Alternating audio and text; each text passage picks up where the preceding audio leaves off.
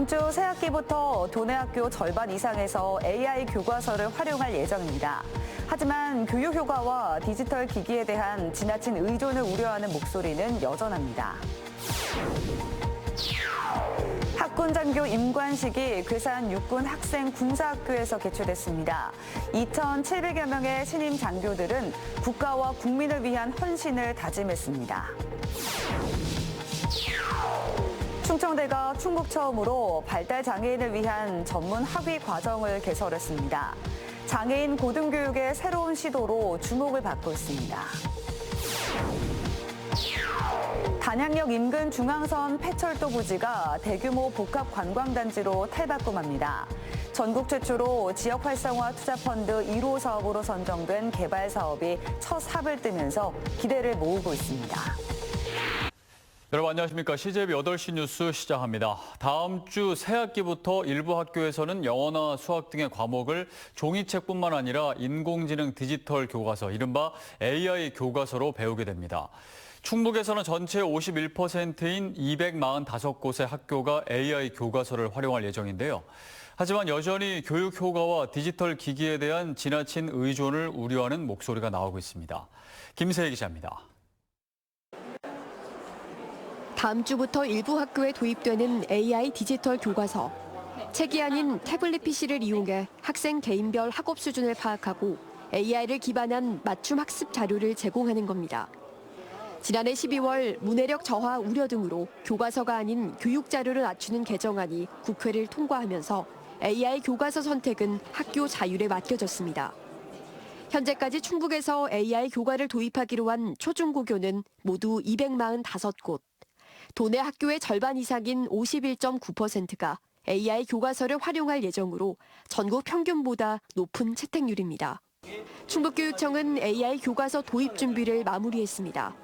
지난해부터 꾸준히 교사 연수 등을 진행해왔고 원활한 사용을 위해 스마트 기기 보급과 함께 무선망 점검도 마쳤습니다. 인프라 같은 경우에도 초등학교 3학년부터 고등학교 3학년까지는 스마트 기기가 보급이 완료가 되었고 학교마다 무선 네트워크도 저희가 정비가 다 완료된 상황이라서. 하지만 AI 디지털 교과서 도입에 대한 우려의 목소리는 여전합니다. 기존 사교육 플랫폼과 크게 다르지 않는 데다 AI 교과서에 대한 교사 숙련도에 따라 또 다른 교육 격차를 만들 수 있기 때문입니다.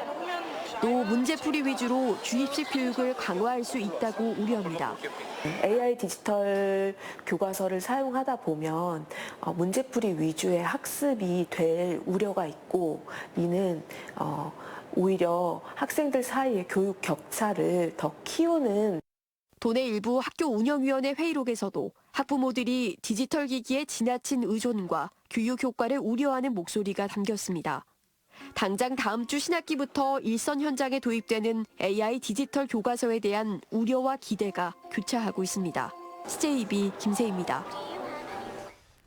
충청대가 충북에서는 처음으로 발달장애인을 위한 전문 학위 과정을 개설했습니다.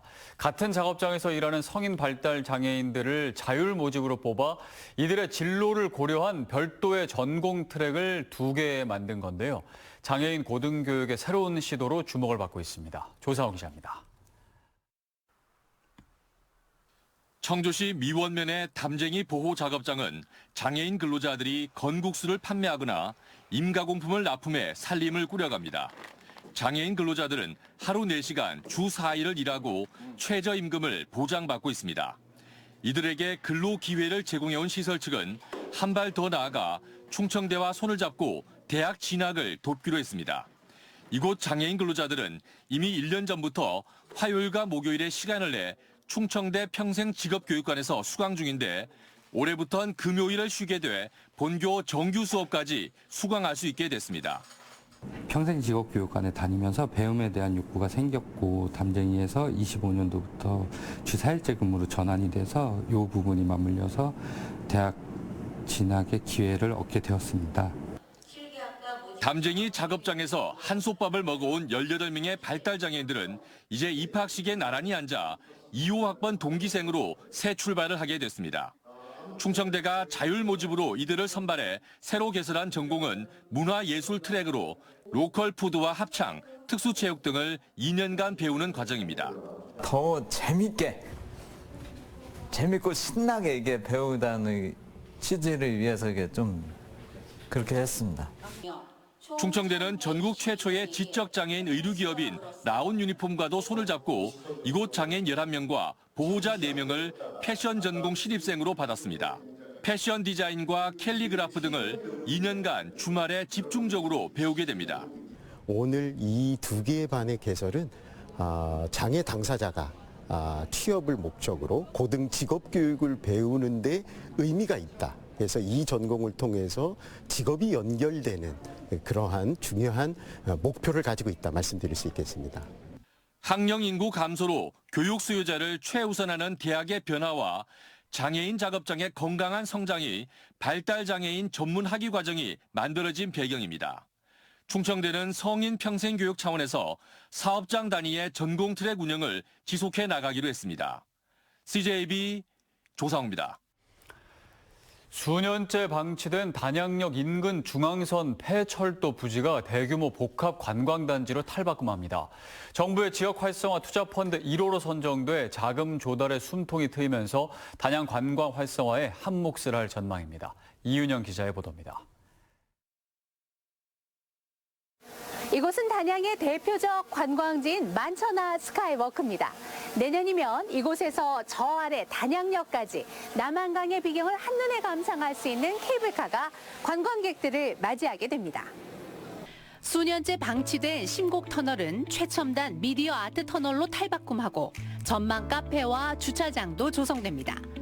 나아가 2단계 사업으로는 단양역 인근에 150실 이상 규모를 갖춘 호텔도 추진할 계획입니다. 전국 최초로 지역 활성화 투자 펀드 1호 사업으로 선정된 단양역 복합 관광단지 개발 사업이 첫 삽을 떴습니다. 정부로부터 136억 원의 펀드 자금을 지원받아 민간 자본을 포함해 총 680억 원의 사업비를 들여 2027년 완공을 목표로 하고 있습니다. 우리 단양의 새로운 희망을 만들고 또 우리가 대한민국을 넘어서 국제적인 관광도시로 도약할 수 있는 전환점 계기가 되었다고 생각을 합니다. 지난해 정부가 재원 조달 문제로 어려움을 겪고 있는 지자체를 위해 출범시킨 지역 활성화 투자 펀드. 정부 재정과 산업은행, 지방소멸기금에서 각각 1,000억 원씩 총 3,000억 원의 모 펀드를 조성한 뒤 민간 출자를 보태 지자체가 발굴한 사업에 투자하도록 하는 새로운 정책 펀드입니다. 정부에서는 이게 1호 사업이기 때문에 어떻게든 단양군 지방하고 지방자치단체하고 협력을 해서 이것이 좋은 성공 모델로 만들어서 다른 인구 감소 지역까지도 좀 확산시켜 나갈 수 있는.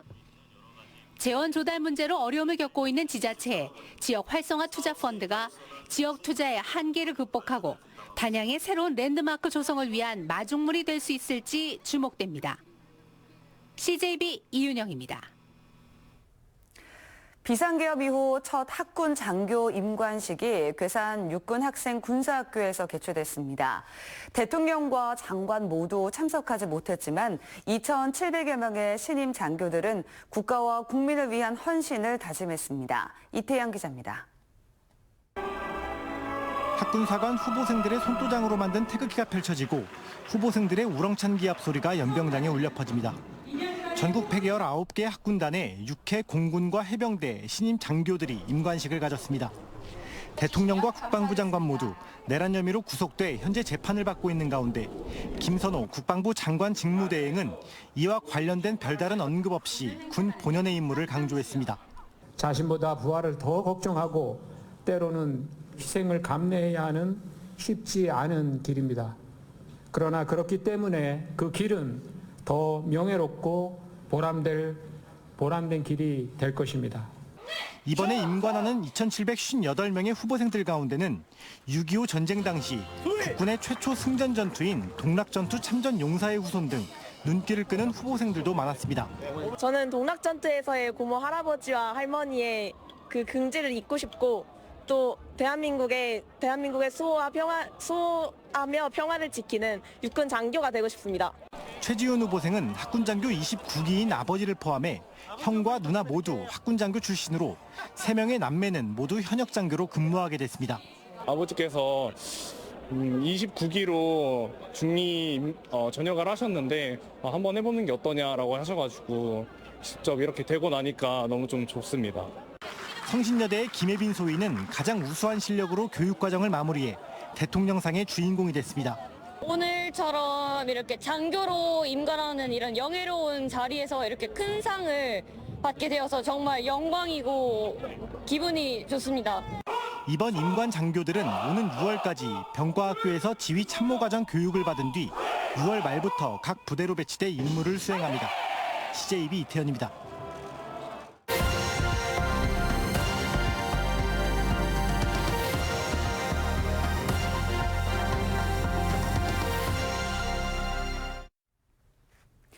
배가 다니지 않는 섬 주민들을 위해 경남 통영시가 바다의 콜택시로 불리는 해상택시를 도입합니다. 교통사각지대 해소와 섬 지역 관광을 살릴 묘수가 될지 주목됩니다. KNN 박명선 기자가 보도합니다. 경남 통영의 섬은 모두 570개. 전남 신안에 이어 전국에서 두 번째로 많습니다. 이 가운데 주민들이 사는 유인도는 44개. 배편은 하루에 1-2편밖에 오가지 않는 것이 현실입니다.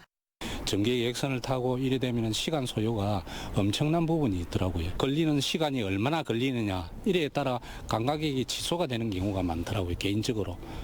이 같은 이동의 불편을 줄이기 위해 올해 통영에 해상택시 도입이 추진됩니다. 해상택시 플랫폼 어플로 승객들이 원하는 시간과 장소에 맞춰 15인승 정도의 친환경 소재 선박으로 운행합니다.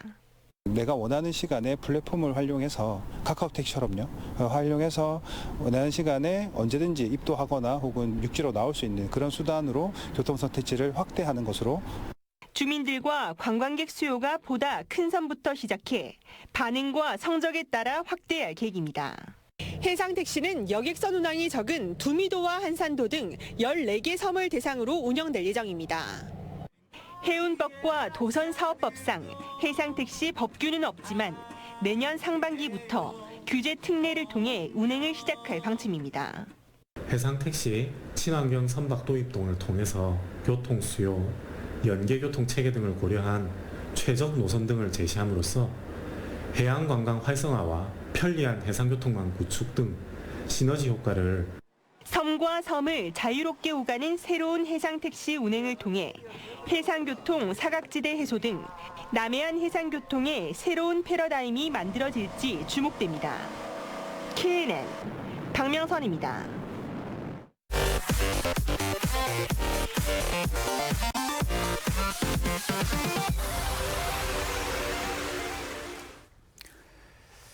청주시 북이면 에어로폴리스 3지구 일대가 청주국제공항 민간 전용 활주로 건설 후보지로 결정됐습니다. 충청북도는 청주국제공항 활주로 운영 방안 연구 용역 최종 보고회를 통해 이같이 밝혔습니다. 용역을 맡은 청주대 산학협력단은 비행안전구역과 현 활주로와의 연계성 등을 고려해 에어로폴리스 3지구 일대가 활주로 신설 부지로 가장 적합하다고 설명했습니다. 충청북도가 전국 자치단체 가운데 처음으로 상용 양자 컴퓨터를 가동합니다. 충북대 학연산 공동기술연구원은 오늘 처음으로 가동식을 열고 양자 컴퓨터를 공개했습니다. 양자 컴퓨터는 서버를 자체 설치하고 독자적으로 시스템을 제어 활용할 수 있도록 설계됐습니다. 충청북도는 2031년까지 양자 인력 1,000명을 육성하겠다고 밝혔습니다. 충북대학교가 학교의학교육평가원의 의대 불인증 유예 판정에 이의를 제기했습니다. 대학은 제출한 자료 가운데 일부가 반영되지 않았다고 판단해 교원 수급과 실습 병상 확보 등에 관한 내용을 보완해 이의 신청서를 제출했다고 밝혔습니다. 이의 신청 결과는 오는 4월 재심사를 거쳐 최종 확정됩니다. 앞서 의평원은 정원이 10% 이상 늘어난 의대 가운데 충북대와 울산대, 원광대 의대 등의 불인증 유예 판정을 내렸습니다.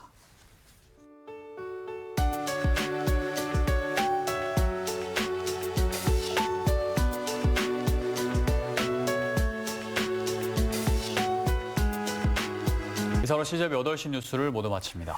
시청해주신 여러분 고맙습니다.